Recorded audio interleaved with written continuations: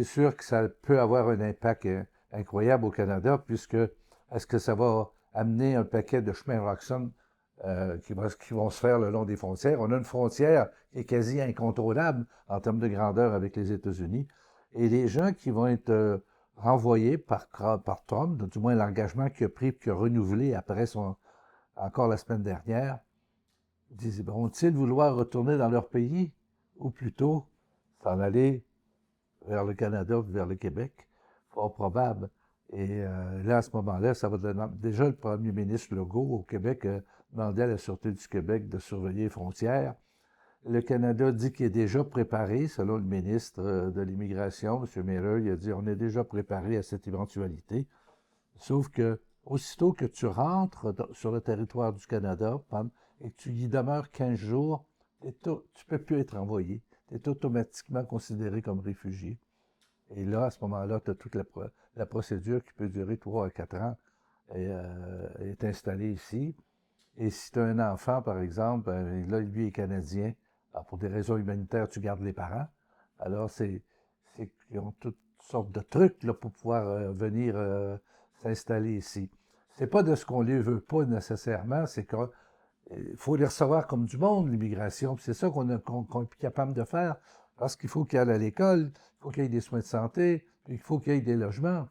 Ça, on n'est pas capable de leur offrir à l'heure actuelle. Alors, ça va être un problème très grand pour le Canada, je suis certain, si vraiment le Canada et le Québec, si vraiment M. Trump met en application. Et le ministre qui a nommé pour le responsable de cela, on se rappellera que quand il avait fait comme ça, empêcher les gens d'entrer, il avait séparé les parents des enfants, puis il avait mis les enfants dans des cages. Là, on se rappelle de cela. Les enfants qui pleuraient, puis on les nourrissait comme si c'était des animaux. Là. Et après, euh, quand les parents sont revenus chercher les enfants, plusieurs ne sont pas revenus en disant cet enfant-là, il n'y aura plus de chance. S'il reste là, on pourra que si on le retourne dans son pays. C'est quand même dramatique là, pour les parents qui avaient ce lourd choix à faire. Alors, ça va être à suivre, mais c'est inquiétant. Il se définit comme un grand humaniste. Hein. Alors, il a signé le fameux traité international qui dit que nous devons accueillir toute personne qui se sent persécutée ou qui se sent malheureux dans son pays. Le Canada doit être un pays ouvert et disait-il, et lui, dans son espérance, c'est qu'en 2050, on soit 100 millions. Mais là, ça se passe pas comme il pensait, là. D'abord, il y a un courant parmi le reste du Canada, parmi le Québec, c'est pas positionné encore, et les premiers ministres de plusieurs provinces voudraient qu'on ait un traité, nous, avec les États-Unis, et un autre traité avec le Mexique. Et non pas un traité à trois comme ça. Parce que ils ont découvert que souvent, il y a des produits qui viennent de la Chine, qui viennent du Brésil. Je donne un exemple, l'aluminium, que nous produisons l'aluminium le plus pur au monde, là, le produit au Québec.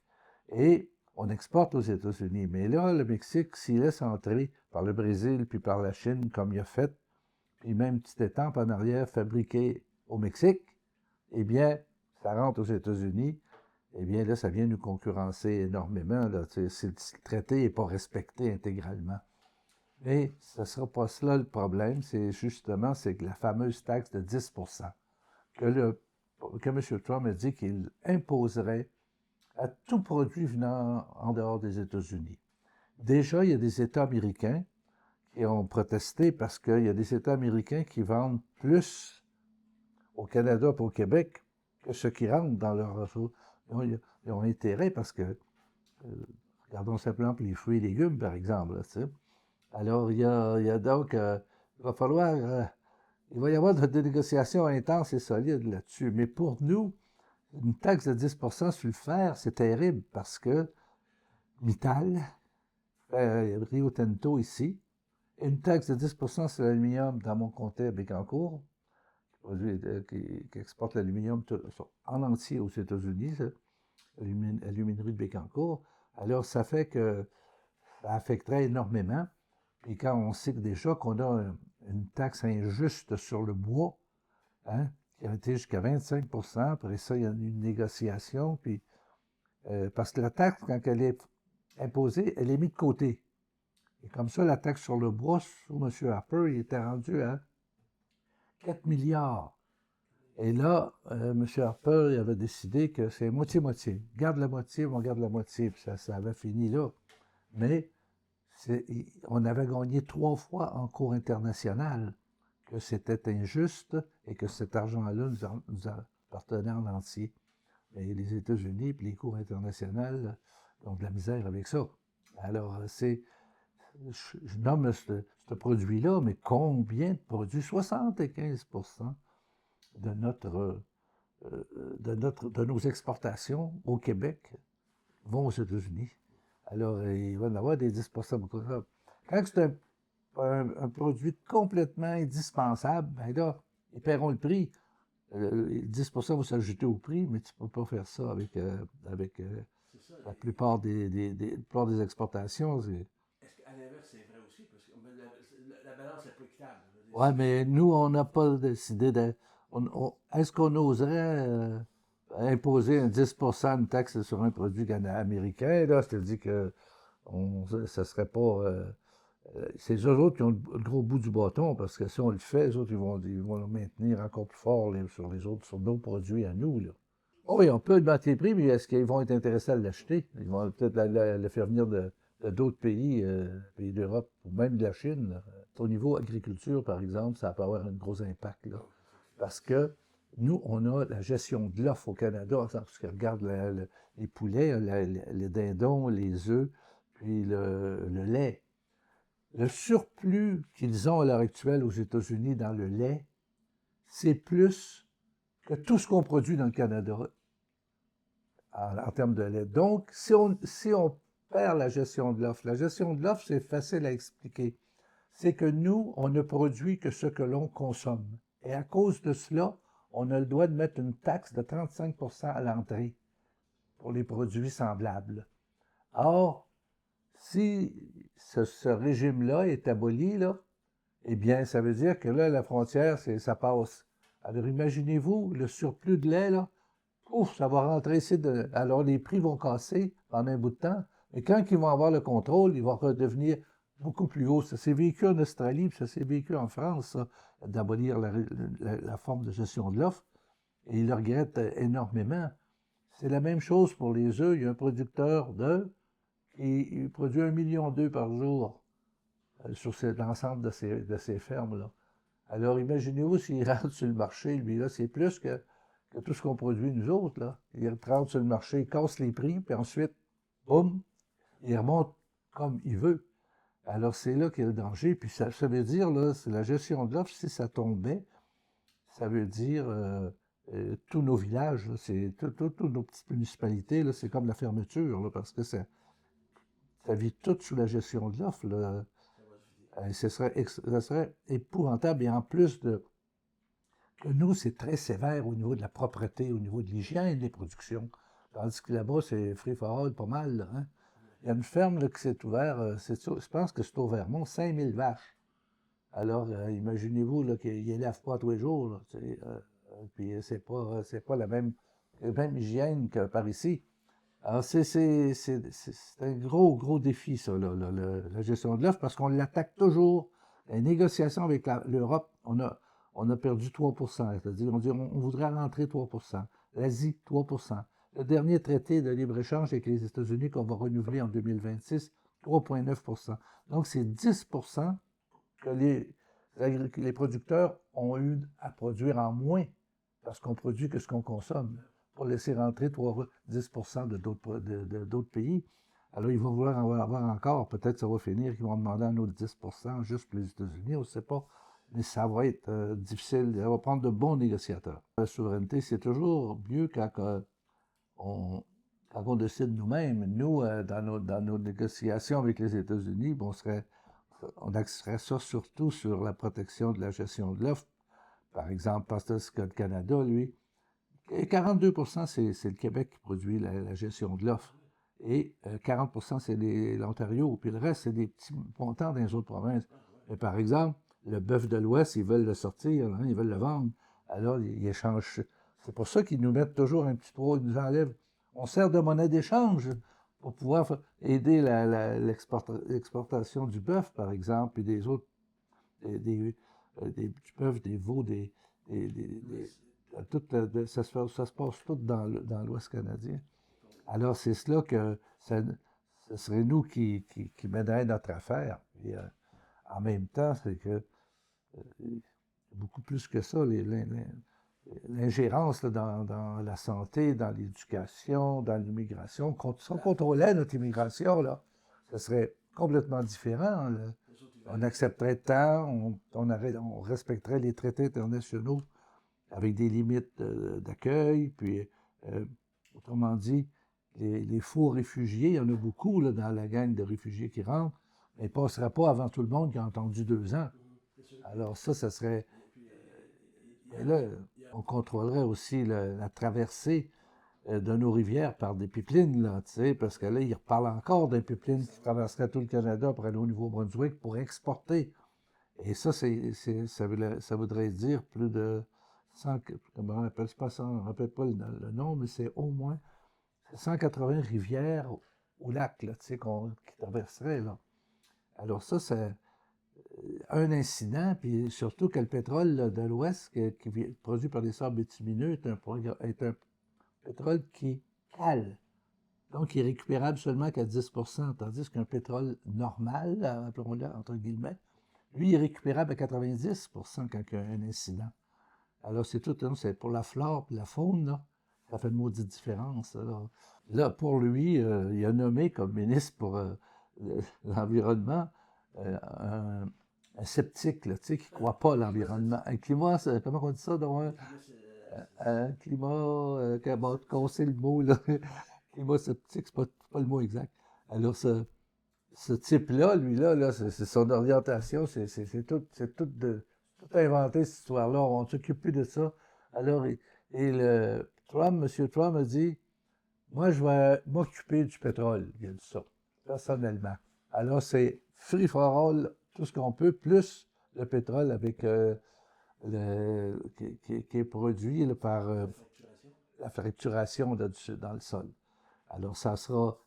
il veut devenir le plus gros producteur. Il est déjà un des plus gros producteurs, les États-Unis, avec les fracturations qu'ils font tant qu'ils peuvent. Là. Alors, il veut produire, puis envoyer, puis rouvrir les pipelines qui étaient fermées là, dans des relations avec l'Alberta. Alors, ça va être à voir là, pour l'environnement. Là. Les États-Unis, eux autres, là, ils ont au niveau national un pouvoir assez solide, le permis. Mais les États ont aussi des consultations nécessaires, mais c'est qu'aux États-Unis, dans chaque État, il a gagné. Donc, les dirigeants vont être favorables à ça. Ils vont être des inconditionnels. C'est plus le Parti républicain, c'est le parti de Trump. Là. On sait que M. Bush, par exemple, M. Reagan, ils n'ont même pas participé au Congrès et ils se distancent de ce parti-là. Là, ça n'a plus de bon sens. Et là, il y a tous les pouvoirs, il y a la majorité en Chambre, puis il y a la majorité au Sénat, les 2 chambres. Par contre, dans 2 ans, il y a des élections à la Chambre. Si le peuple se révolte, bien là, ils vont pouvoir y mettre de l'opposition là, mais c'est pas fait, là, c'est pas fait. On va voir les premiers 1000, là, mais, en tout cas, ces nominations sont très partisanes et je dirais même très épeurantes. C'est sûr que Poilievre n'est pas Trump, mais il y a quand même une idéologie qui lui ressemble, c'est-à-dire qu'il est pro-pétrole, là, lui ici, Poilievre, et contre toute taxation, taxe carbone, par exemple, il est contre ça pour les climats, là. Donc, c'est pas quelqu'un qui va mettre la priorité sur l'environnement, alors, puis le climat. Et c'est aussi c'est une philosophie de droite, comme aux États-Unis avec M. Trump, puis comme dans bien maintenant des pays d'Europe. Donc, il y a une certaine philosophie qui les ressemble, sauf que lui, Trump, le Canada, là, que ce soit un ou l'autre, il s'en fout pas mal. Lui, les Québécois sont drôles, hein? C'est souvent, ils réalisent par écœurement. Donc, ils vont être, s'ils sont écœurés, ils vont dire pourquoi qu'on ne mène pas nos affaires nous-mêmes, tu sais? Ils sont, et aussi, ils sont sensibles quand il y a l'échec du lac Meach, là. Si M. Bourassa avait fait un référendum, c'était 60% là, qui passait. D'ailleurs, après l'échec du référendum de 95, un an et demi plus tard, M. Bouchard aurait pu déclencher un autre référendum, mais il passait à 62%. 62% des Québécois disaient qu'ils en souhaitaient un et qu'ils voteraient oui. Mais il n'a pas voulu le faire. Il peut changer d'idée en chemin. Mais donc, c'est toujours dans l'air, puisque le Bloc est en tête au fédéral, ce qui n'existait pas avant. On était toujours après les libéraux. On était fort, mais après les libéraux. Et là, on est en tête depuis au moins un an. Au Québec, on est en tête depuis un an avec le Parti québécois. Il y a donc quelque chose qui grouille dans la jeune génération. Et le Parti québécois est un parti très jeune. Hein. J'ai été assisté à leur congrès, le début du congrès il y a un an, et j'étais la seule tête blanche qu'il y avait là donc on voyait que c'était très, très, très, très jeune et dynamique. Alors, si cette génération-là s'empare de l'idée, ça peut être très, très, très bon pour le Québec, là, pour obtenir ses pleins pouvoirs, puis faire ses traités internationaux avec d'autres pays, les États-Unis, l'Europe. On exporte beaucoup aux États-Unis, en Europe aussi, et ça pourrait favoriser davantage, mais on deviendrait quelque chose comme un pays de 8 millions. Les pays les plus prospères au monde, qui fonctionnent, les plus riches au monde, ont entre 3 et 8 millions. En Europe, que ce soit en Europe, n'importe où. Alors, c'est parce que un petit pays, on peut contrôler mieux son économie, puis mieux ses exportations, mieux ses relations internationales, mieux son immigration. Et cela, ça va avoir ça a un impact, bien sûr. J'y crois toujours. Avec encore les batteries, les usines qui fonctionnent, là, veut dire General Motors, les sous-traitants, là, tout est correct, là, ça va très bien, il n'y a plus de place dans le parc, là, tu sais. Mais il y a seulement celui Ford qui, lui, a dit qu'il arrêtait, mais la bâtisse est construite, donc il va y avoir, il y a des gens qui veulent reprendre le chantier, là. Fait que c'est pas... Non, Bécancour va très bien. Nicolet également. Nicolet, beaucoup de développement domiciliaire. Il y a beaucoup d'activités économiques également. Donc, ça va très bien dans l'ensemble du comté. Là. On n'est pas avec un haut taux de chômage loin de là. Ah oui, ben, avec les fêtes, ça va, c'est la proximité de l'élection fédérale. Ça va faire partie des discussions des fêtes sûrement. Mais je pense qu'il y a de l'espoir là, pour le Québec quand même, puis en même temps, ben, on va avoir besoin de solidarité pour affronter justement en 2026. Ça va être en 2026 la négociation, mais la préparation va se faire en 2025 avec les États-Unis et on va voir évoluer M. Trump. Est-ce qu'il va garder sa popularité? Est-ce qu'il va réussir tous ses engagements? On va voir comment est-ce qu'il va procéder. Ce que ça va donc influencer pour le futur. Mais je pense que les familles peuvent passer un beau Noël cette année. On est loin des épidémies, là, etc. Et il y a juste le Canadien qui va mal, là. Alors, joyeuses fêtes à toutes et à tous et en même temps une bonne année 2025 et de la santé surtout. Hein, c'est ce qu'on surveille le plus. Quand les gens me rencontrent, ils parlent toujours de santé, ce qui leur importe. Alors, je vous souhaite la meilleure des santé.